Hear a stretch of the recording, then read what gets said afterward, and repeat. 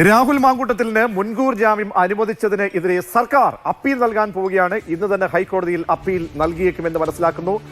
R Ananthakrishnan ചേരുന്നുണ്ട്. അനന്തൻ, ഇന്ന് തന്നെ ഹൈക്കോടതിയെ സമീപിക്കുന്നു. അങ്ങനെയെങ്കിൽ നാളെ ടുഡേ എന്ന ഡേറ്റ് നൽകി 12 മണിക്ക് മുൻപ് തന്നെ ഫയൽ ചെയ്യും, അല്ലെ കേസെടുക്കാനുള്ള ഒരു ശ്രദ്ധ ഹൈക്കോടതി മുന്നിലേക്ക് ഈ വിഷയം കൊണ്ടുവരാനാണോ സർക്കാരിന്റെ നീക്കം?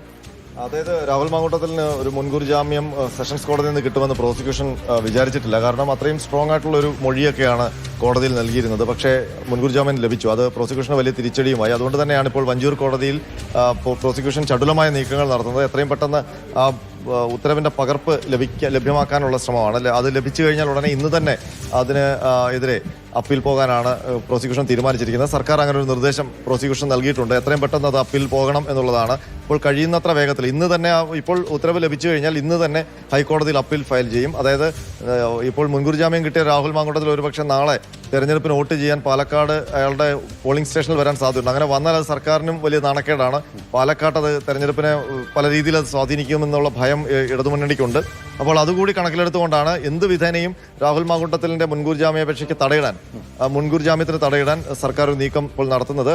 ഇന്നിപ്പോൾ ഫയൽ ചെയ്ത് കഴിഞ്ഞാൽ നാളെ രാവിലെ തന്നെ അത് ഹൈക്കോടതിയെ കൊണ്ട് എടുപ്പിക്കുകയും രാഹുൽ മാങ്കൂട്ടത്തിന്റെ ജാമ്യം റദ്ദാക്കാനുള്ള ഒരു നീക്കം കേസ് ഹൈക്കോടതിയിൽ പെൻഡിങ്ങിലാണ്. അപ്പോൾ ഈ കേസുമായി ബന്ധപ്പെട്ട് എന്താ കാര്യങ്ങൾ ചൂണ്ടിക്കാണിക്കും? അങ്ങനെ ഉണ്ടെങ്കിൽ ഹൈക്കോടതിയിൽ പറയുന്ന കാര്യങ്ങൾ ഈ കേസിന്റെ ഒരു ഗ്രാവിറ്റിയൊക്കെ വെച്ചാണെങ്കിൽ അതിനുള്ള കുറച്ചുകൂടി, കാരണം ആദ്യത്തെ കേസിലെ മാത്രമല്ല ഈ ഇദ്ദേഹത്തിന്റെ MLA ഈ വ്യക്തിയുടെ രീതി ഇതാണ്, അങ്ങനെയൊക്കെയുള്ള കാര്യങ്ങൾ ബോധ്യപ്പെടുത്തുമോ? തീർച്ചയായിട്ടും ഇയാളൊരു ഹാബിച്വൽ ഒഫൻഡറാന്നുള്ളതായിരിക്കും കോടതിയിൽ പറയാൻ പോകുന്നത്. കാരണം നിരന്തരം പരാതികൾ, ഇതിന് മുൻപും പരാതി വന്നിട്ടുണ്ട്, അതിലൊക്കെ അന്വേഷണം നടക്കുകയാണ്.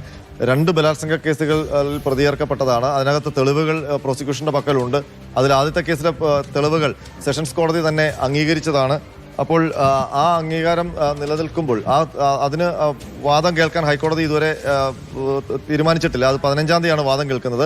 അപ്പോൾ അങ്ങനെ ഈ കേസ് ഒരേ വ്യക്തിയുമായി ബന്ധപ്പെട്ട 2 കേസുകളിൽ പ്രധാനപ്പെട്ട നടപടികൾ തുടർന്നു പോകുമ്പോൾ ഈ ഘട്ടത്തിൽ ജാമ്യം നൽകരുത്. അതിന്റെ അന്വേഷണം ആദ്യഘട്ടത്തിലാണ്. അന്വേഷണം പൂർത്തിയായിട്ടില്ല.